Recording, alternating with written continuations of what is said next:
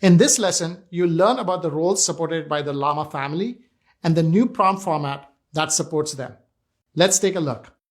The Llama models use roles to help identify information in the prompt. The Llama 3.1 and 3.2 models have 4 roles. Information in the system role often includes rules, guidelines, or information that helps the model respond effectively. For example, you are a helpful assistant who only speaks French. Now let's look at the user role. The user role is where user input is included, which is your prompt. The IPython role is effectively a tool role. It is not just Python. We will cover this in detail in a later lesson. And the final assistant role identifies the model's response. The prompt format has been enhanced with special tokens to identify these roles. Let's look at these in more detail. The beginning of a text token starts all prompts. The start and end header tokens bracket a role such as user or assistant. And the end of turn token flags an end of section or a turn of a conversation. Let's see these in a prompt. Here, the beginning of the text token starts off the prompt. The start and end header frames the role of a user. Then the user input, which we see here, who wrote the book, Charlotte's Web, is followed by the end of the turn. Then start and end headers identify the assistant role. That signals the model that it is now its turn to respond. Now let's look at tool calling. Tool calling adds tokens to delineate tool messages and identify tool responses. We'll discuss more in a lesson later. There is a pad token for fine-tuning, an end of text token sent by a base model to indicate it won't send any more text. Now, I have been talking about tokens, but you're seeing strings like end of text. Well, as we will describe more in a later lesson, the input to large language models are tokens. These are a set of integers that represent words or pieces of words. Some of these integers have been reserved for special tasks like the ones I just described. A piece of software called the tokenizer will convert these strings into the integers which are reserved for special tokens. Let's code some of these up. All right, here's the prompt you saw on the slides. We'll ask the question, who wrote the book Charlotte's Web? Let's look at the prompt. It has a beginning of text token. It has a user header, which is the word user framed by the start header token and the end header token, the question, and then end of turn token, and then an assistant header. Let's take a look at that prompt. It's a long string with all these fields concatenated. Now we are going to want to send this to the model. We'll do that with this routine, Llama 3.1. This is in file utils.py, which you can find by clicking File and then Open, but I put a copy in this file to take a look at. It starts by receiving a prompt or a list of messages, which we'll cover in a few minutes. It's going to build a prompt to send to this provider. They have GPUs with this model loaded in memory, just waiting for your request to come in. They will receive this request, convert it to tokens, and execute it, and send you the results. The request includes the payload with the model, temperature, and prompt, and an HTTP header. That includes the key for the provider. It will send that request to this URL with those headers and that payload and receive a response. The response has many fields, but the field we are most often interested in is the text field. All right, that's a quick overview. Now let's try this out. The question, who wrote the book Charlotte's Web? The book Charlotte's Web was written by E.B. White. Now, you may be curious about other fields that we are not seeing. Let's take a quick look at those. This is the full response.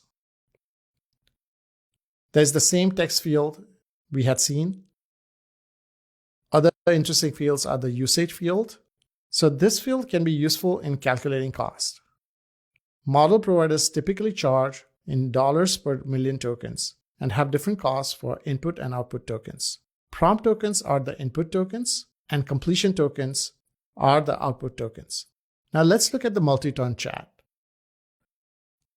Let's ask the follow-up question, 3 best quotes in it. Now, we haven't told the model what it is, and models have no memory. So to simulate memory, you have to provide the model all of the past conversation. And here's how you do it. We have a similar beginning of text token, and then you repeat all the past conversation, including all of the headers. This is the start header we previously sent and our question. Including the past headers allows the model to understand what you had asked and what it had responded.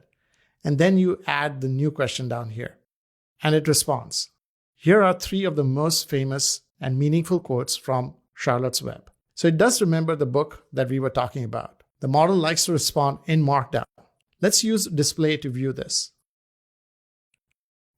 There, same response, but it looks much nicer. If you're having an extended conversation, there may be a set of instructions you want to give to the LLM that will be persistent throughout the conversation. So you can use the system role for that. Here's a question, 3 great quotes. And in our system message, you are an expert in quotes about sports.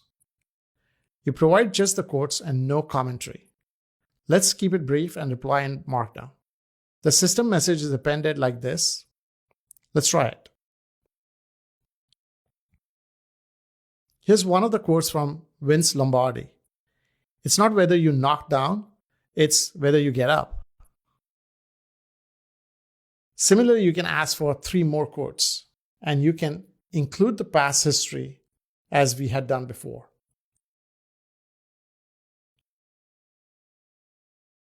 Now I know you are anxious to get started writing some prompts, but we don't typically write prompts in these verbose fashion. There's another format, a higher level format, that is easier to write. Here's the messaging format. Here you have a role, as this would be user or assistant or system, and then content. This is our question. Who wrote the book Charlotte's Web? This is equivalent to the prompt above. Now let's try both of them.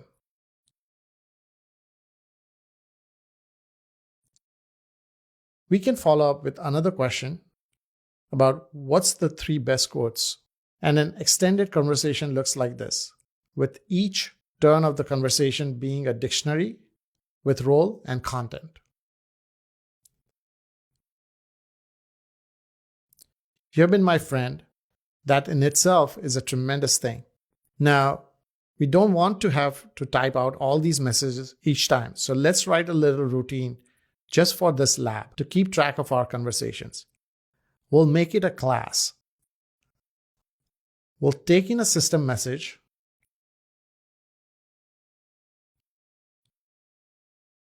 We'll track our messages in a list. If there is a system message, we'll start our messages with that.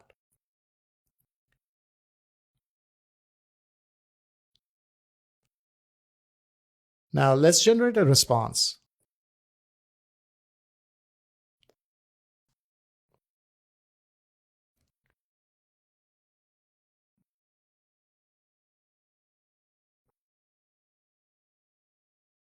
So we'll take in a user question, append the question to our messages,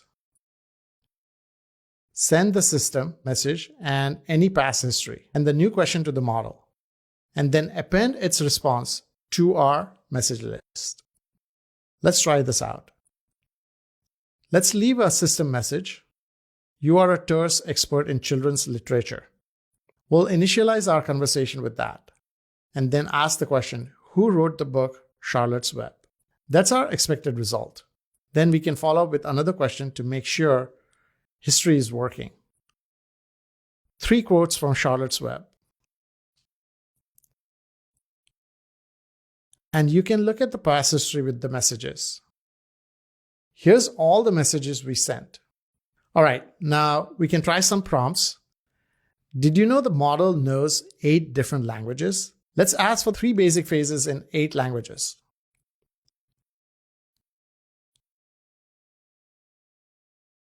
I was going to leave you with a nice user interface to try some prompts in, but it looks like I didn't implement it. Well, maybe we can just write one quickly here. Maybe we'll get the model to help us out. Okay, so I'll write the Python script for Grade Your Chatbot app. Here's the class. I'll initialize the class. And I'll also make sure the Llama function is there. Okay. And I'll put in the system message and then call the conversation, print. Okay. Oh, the class conversation is already defined. I don't need it. So I'll go back to my prompt and change it since it's already defined. Don't redefine it. Okay. Okay, so that looks good. Okay, now let's run it.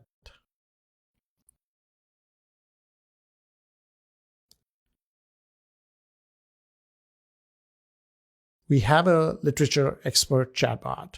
Let's put in a question. Who is P.G. Wodehouse? Select the 8B model and submit it. Jeeves and okay, that looks good. Let's try another question. Who is his most famous character? Okay, that doesn't seem that right. So let's select the 4 or 5 model and submit it and see. Okay, Jeeves. That makes more sense. All right, now you have a UI that you can use to try different prompts in. Maybe you want to try in different languages, or maybe you want to write your own code. The key takeaways for this lesson are the new roles in the Llama 3 family and the new prompt format that identifies the roles. Okay, we'll see you in the next lesson.